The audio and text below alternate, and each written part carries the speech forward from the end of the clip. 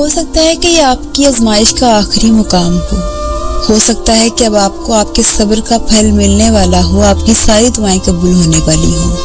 اتنا صبر کیا تو پھر اتنا بے صبرے کیوں ہو رہے ہیں؟ اس مقام پر آ کر بے صبرے ہونا جائز ہے؟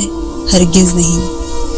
اب تو اللہ آپ سے راضی ہو چکا ہے نا، اب تو اللہ تعالیٰ آپ کی تمام دعاؤں پہ کن کہنے والا ہے، تو پھر اس مقام پر آ کر اس کے کن کے معجزوں سے پیچھے ہٹ جانے کا کیا مطلب ہے؟ اس مقام پہ آ کے بے صبرا پن دکھانے کا کیا مقصد ہے؟ اس مقام پر آ کر کہ آپ نے اللہ تعالیٰ کی ہر بات مانی، اللہ تعالیٰ کو راضی کرنے کے ہر جتن کیے، اور جب آپ کی منزل آپ کے بالکل سامنے ہے، ہاں آپ کی آنکھیں نہیں دیکھ رہی لیکن دل سے دیکھیے کہ وہ نظر آ رہی ہے، بالکل سامنے ہی تو ہے، تو پھر اس مقام پر آ کر بے صبرا پن اور پھر ناشکری نہ کریں۔